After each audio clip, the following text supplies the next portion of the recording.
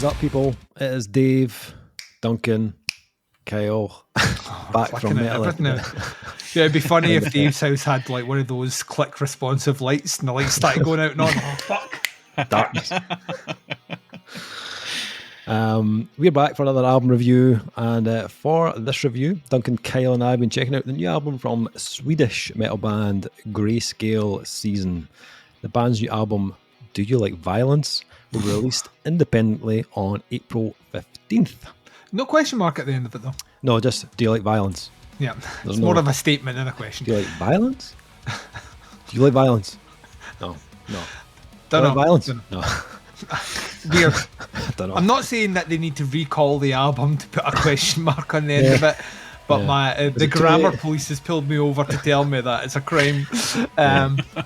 You're a big fan of this band. I'm Duncan. I'm glad you brought that up. You're welcome. This is album number 3 from Grayscale Season, which follows up the absolutely crushing Everything Hurts from 2019. Massive fan of that album. Do You Like Violence was recorded in Studio Fredman and then produced, mixed and mastered by Buster Oldhome at Oldhome Audio. It seems familiar. Has he done anything else? Nothing you heard. Nothing we would have heard. No. The album was actually written by the band with Buster as a co-writer as well. Also, very un-Buster production on this. We're going to get to this in a minute. Like, I did not know these details, and that's actually kind of confused me a little bit because it did not have his fingerprints. So as I said, I loved their 2019 release. I hadn't long started the Metal Epidemic Facebook page. At that point, it was just like Metal Epidemic was a Spotify playlist and me posting on social media about albums that I was enjoying at the time. Hashtag humble brag. Just where I've came from, you know. Look at us now. Conglomerate. But listen, guys, I'm still Jenny for the block, so I don't, you know. You can tell by the cock that I've got. I'm still no. Davey for the block. Davey from the block. Everything Hurts was one of those albums that I was writing about or mentioned on social media back in 2019. It was in my top 10 for the year, and I went back to it constantly that year. Still do. So when I heard there's a new Grayscale Season album on the way, I was extremely excited to hear where they'd go next. Did not badger them at all, even a little bit. Emails. Give me, not harassing them at all for this album we're reviewing. Not at all. Held a degree of dignity in the way he conducted his pleading. But they were kind enough to send it my way, so thank you. Much appreciated. So album number 3, there was a clear jump between their first album and Everything Hurts, and once again, like, talk about growth. This album has expanded even more on the Grayscale Season sound. We've still got like the kind of core elements that you'll hear on that last album. You've still got the gargantuan thick walls of guitars that kind of lives between like deathcore, metalcore, the straight up grooves at times as well. And as you'd hope, if you'd heard the band before, those kind of really riffy parts of the album sound colossal, huge. That last album as well, they have a knack for finding like a rhythm that just emphasizes the size of a riff or a groove, and those moments are here in abundance. Every track has a point where I was just kind of sitting back kind of in awe of the kind of sheer magnitude of the riffs. It's so heavy at times, and the last album had that as well, but I think here it sounds even bigger because they've expanded on the other side of the band, which is the kind of melody. That was something they kind of played around with a little bit on Everything Hurts. There's a couple of tracks on the album, Happy and Hillary's Step. You can hear there was little bits of melody, but here like it's evolved even more, and they've taken it to that next level. It's now become a kind of main feature of their sound rather than just being something they kind of flirted with before. And that's like, it's evident from the opener, Pink Mist, which is very melodic to begin with, showing like unbelievable cleans and vocal harmonies. That surprises me that you said the previous album didn't have much of that. No, well, I think they've dropped a member. They were a 4-piece, but the photos, the kind of promo photos of the band, there's just 3 of them. And Adam, the bass player, I think he does most of the kind of higher register type melody type stuff. He's absolutely incredible singer. Oh, like phenomenally talented singer. Yeah. His range, his register as well, and his command of his voice is. Yeah, and like the melody that was on. Oh man, it's like hairs in the back. Like it hits certain notes and hairs in the back of my neck stood up. So. Yeah. And there was a little bit of that on that last album, but here it's just like that first track kicks in. And I was like, oh wow, like we're really going for this now, and it sounds unbelievable. And about halfway through that track, that grayscale kind of like tone and weight just kind of drops in to say hello, and you're like, all right, okay, here we go. And that track almost kind of like just builds and accumulates in size as it goes, until like you hit the end and there's blast beats happening. There's like there's synths, but the synths are almost kind of part symphonic almost. And then you've got 2 vocal tones, both guys one guy doing the light stuff, one doing the heavier stuff, and they're both kind of going at it. And like after that first track finished, I was like, oh shit, like I was pretty hyped after track 1. And I was thinking, like, where is this going to go next? Like, what new styles are they going to bring at this? But track 2 kicks in, and then you're kind of back to like classic Grayscale season. This is like their kind of bread and butter from the last album. Volatile has the kind of stomp and pace, and the riffs that will just blow a hole in your eardrums. Big dissonant chords, sweet picks. But again, that melody does kind of linger in the background. And then they inject the chorus with a huge kind of dose of it as well. And it kind of gives you more of something to kind of latch onto, and amongst like that kind of like deathcore meets hardcore type heaviness. A little bit Deftones. I mean, it's very, very difficult to listen to track 5 Cam and not instantly go, Deftones, you say? Yes. That actually reminded me a little bit at times of Loathe. Yes, absolutely. Like when you listen to how Loathe mix that in, it's clear that they're influenced by the Deftones and they like those chords, but it's not like a whole album of that. They kind of place them in the bits where they want to do more melody, which kind of makes sense.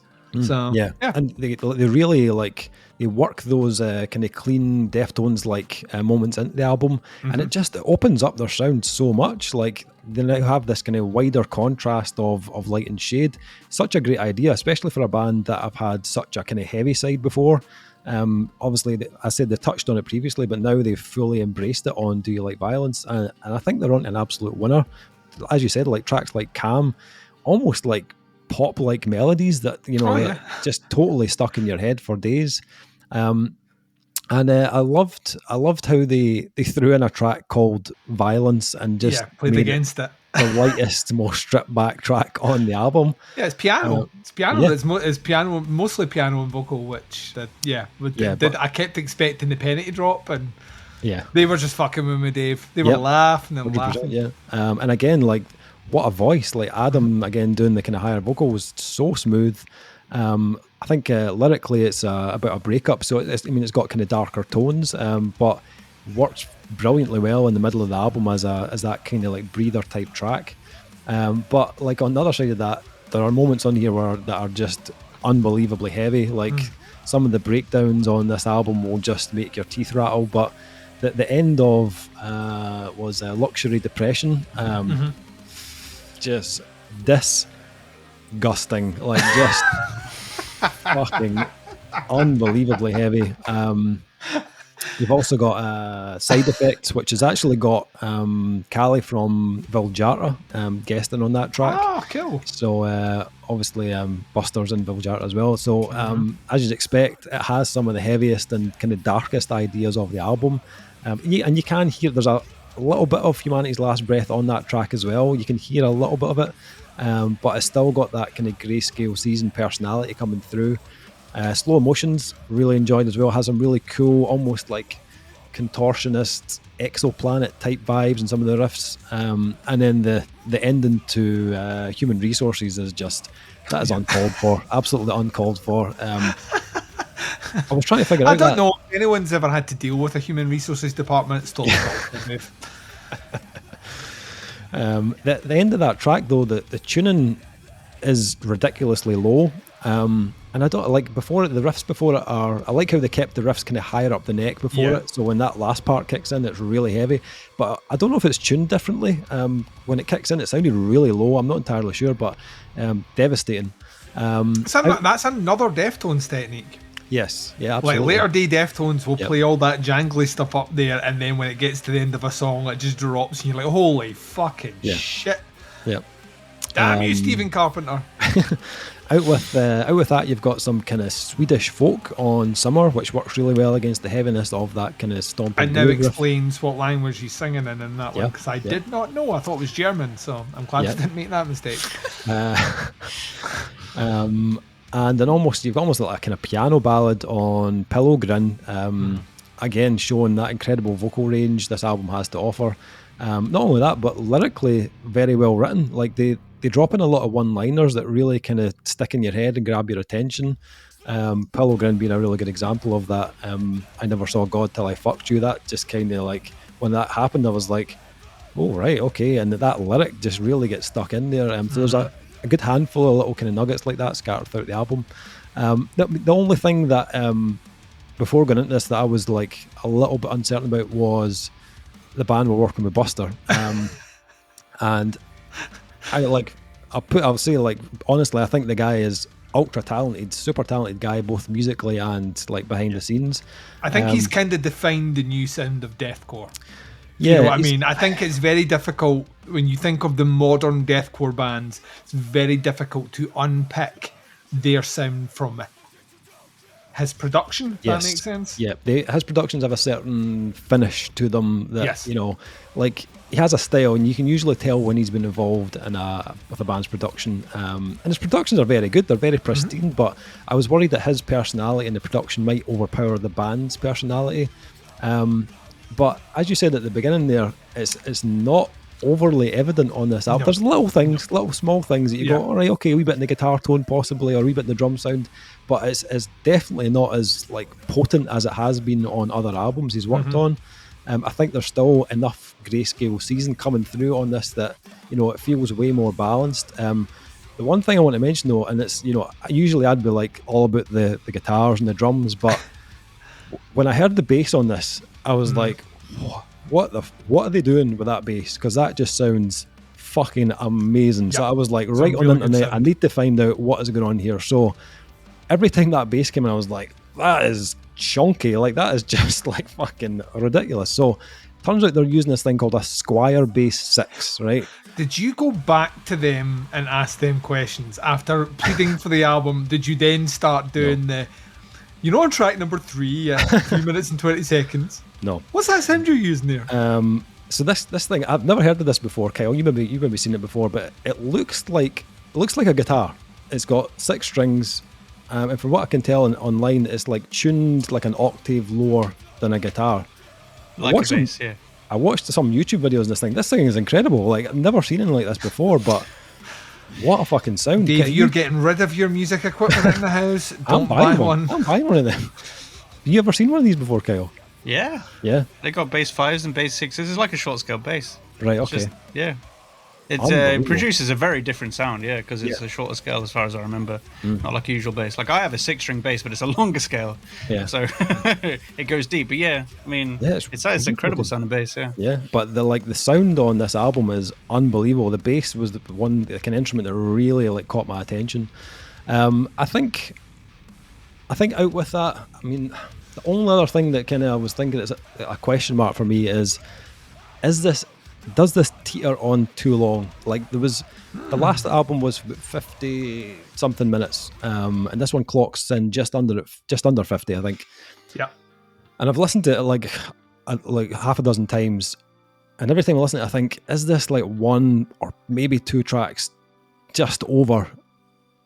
But then I'm like, I look back at it and I listened through the tracks, I was like, I don't know which ones I would cut. Because I don't think there's a cuttable track on this, if that helps you. I don't even think it. I'm not even teetering on that from my side. I felt that actually the length never at any point registered as being as long as it actually is for me. Right. So, like, I think it's for if they over-egged one particular style, then maybe. But I think the fact that the position of tracks that go in different directions are really well used on the actual album structure. It never feels at any one point like it's starting to get long on the tooth for me. Right.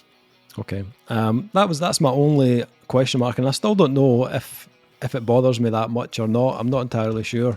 It was the only thing that was in the back of my mind. But anyway, Duncan, what do you think? What do you think of a newbie to Grayscale season? What did you think of this? I mean, this is awesome. I'll put that down right now. The big thing they have that a lot of bands don't have is those melodic vocals. Yeah, like you can learn to play guitar.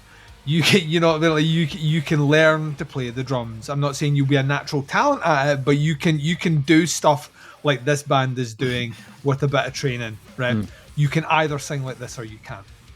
Yeah, that's like you can't learn to sing like this guy has. You either have that ability in you or you don't. Yeah. And the fact that he has that and he has somehow managed to get through a few albums and not really do this yet blows my fucking mind, because it's the one thing that stood out to me front and center as this is a difference maker. This is what makes your band instantly recognizable against the sea of other bands doing stuff in a similar sort of pocket to yourself. And it's versatile. It worked with the heavier stuff. It worked with the darker stuff. It worked with the Deftones stuff. It even works in a vocoder on track 6, which I will argue maybe one step too far. But we'll swing back to that in a second. It was just a bit where I was like, I don't know if this works. I really don't know if this works. But yeah, like that's their secret weapon. I think also on this one, it's the dexterity of songwriting. This is one that very much feels like, and we like using this and haven't used this term in a while, but the songs feel like they are taking you on a journey. Like when you sit down and listen, there's plenty of movements within the tracks. Even the tracks that are designed purely to be heavy have these movements and cadences that are really interesting to dig into. And they're clearly a highly, highly talented group of songwriters, and it's evident here. The production, I would never, like, you could have sat us down here and done the old blind taste, Coca-Cola, Pepsi taste, and I would never in a million years picked up the can that said Buster Oldham. I wouldn't have done it. It is so not what he usually does. The guitar tones are nowhere near as thick as what he would usually do, and I'm kind of glad about that, because I actually think had he done that, the bass wouldn't have the impact it does. I think that's what gives it the thickness, actually. I think it's all bass. I think it has a cold... The guitars have a very cold feel to them, which I really, really like. It's almost, without making Dave puke in his mouth, a little bit industrial, and I kind of enjoy... Like, sorry. I kind of love that about it, adding an additional element.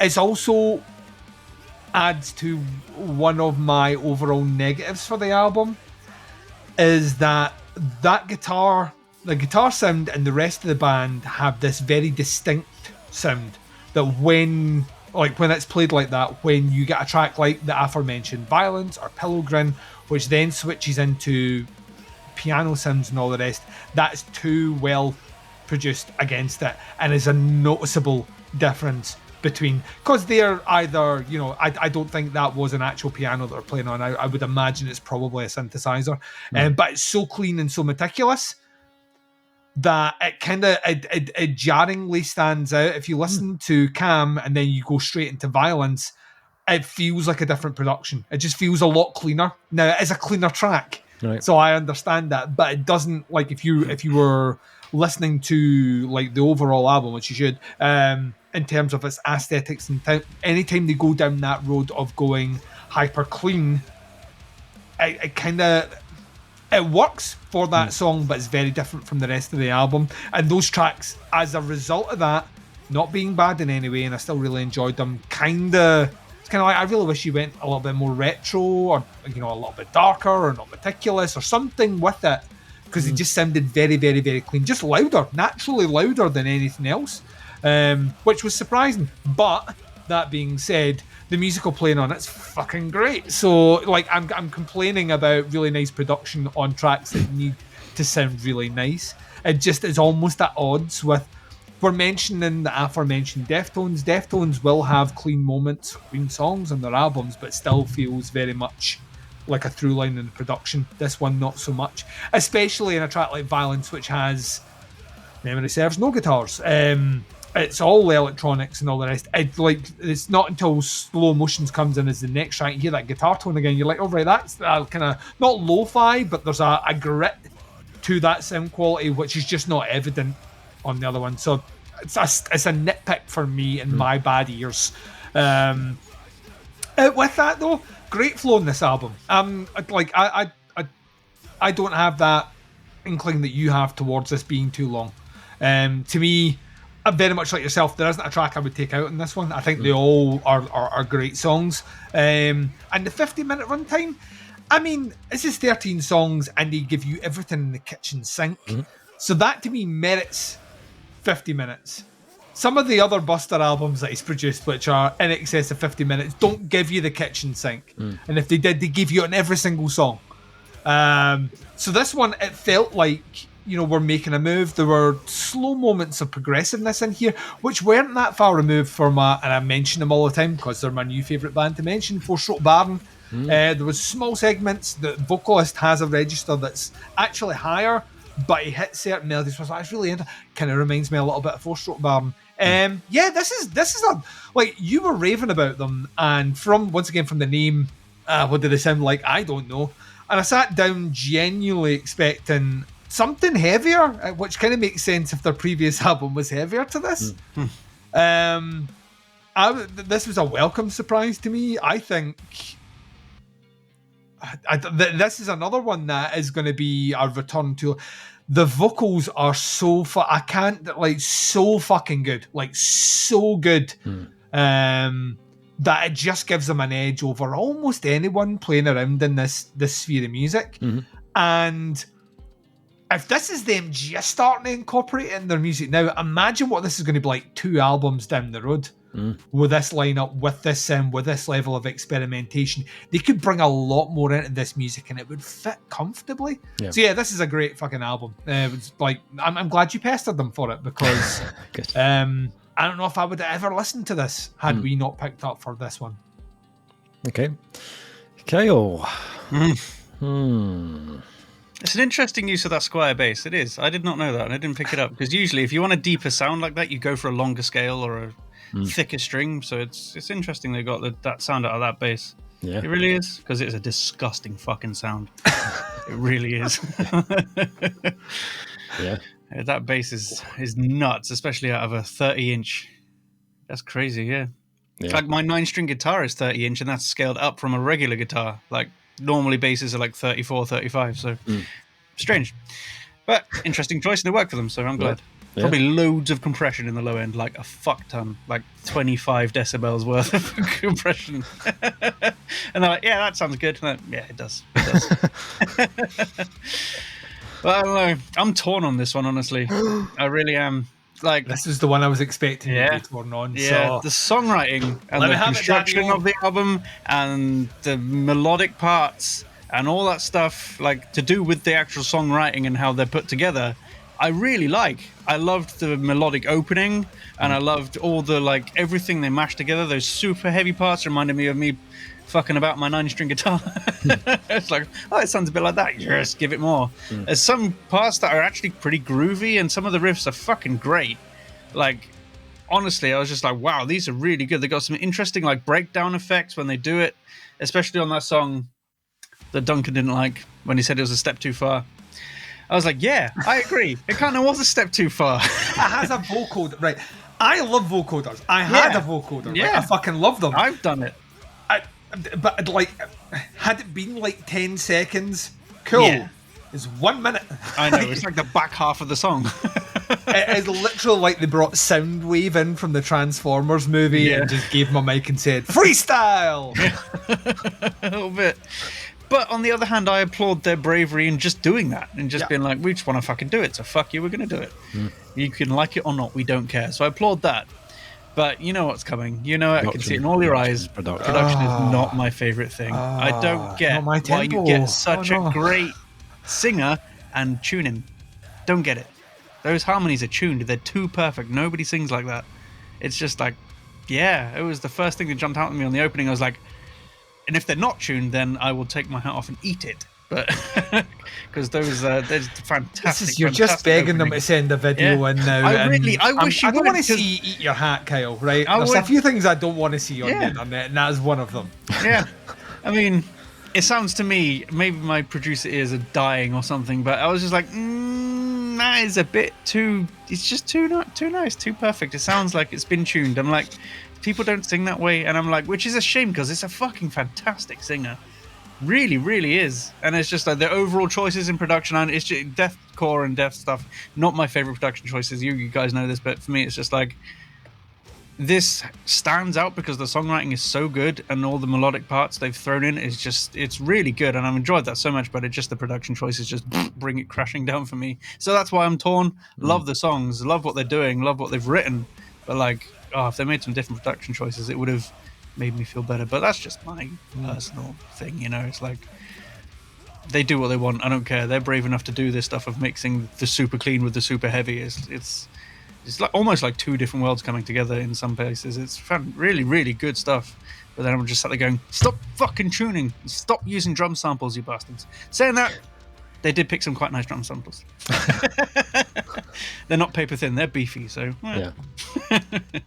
There you go. He's torn. Kyle is all out of faith. I'm torn in the middle. Yeah. This is how he feels. He's cold and he's ashamed. This is my anus splitting album for me, because it's just illusions never change, and everything else has come with it right now. Real. I'm wide awake and I can see the perfect sky is torn. You're a little late. Okay, Duncan. Thank you. I'm already torn. Grayscale season. Do you like violence? Do you like this album? Do you like this album? No question mark. Do you like this album? Ratings for Do You Like Violence? I do like violence. I'm all for violence. I'll wake up and bring the violence every single day. And I'm glad. I wake up. Violence. That'd be a different song. I was looking forward to this hugely. Obviously, a big fan of the band. Yeah, I really like this. I think I'm going to go back to this a lot this year. I think this is better than Everything Hurts. I'm still torn on the length. I'm going to go 4.5. You're torn. I'm all out of faith, Dave. This is how I feel. I'm also torn. Duncan. Yeah, this is a 4.5 for me. Like I say, nothing in here out with my minor gripes on production choices between tracks that don't have guitars, that are, using other instrumentation against the tracks that do have guitars, which sound remarkably different. There's nothing I can really I liked everything about this, even a vocoder that goes on too long. Yeah, it's a 4.5, comfortable 4.5. Kyle? I am going to come in marginally lower than you guys at 4, because it is a fucking really well written album, and I did enjoy that a great deal. It's just my personal fucking preference of production wasn't met. So, that is almost 100% my impression of you. Whenever I did my Kyle impression, I don't like that. Pretty good. It's almost as if you'd heard me recorded doing that, Dave, and you promised you wouldn't share the videotape. So, Grayscale season. Do You Like Violence out on April 15th. Check these guys out. I'll put some links below to their Facebook and YouTube videos, stuff like that. Check the band out. Let us know what you think. I definitely think these guys are ones to watch. I've been watching them for a little while.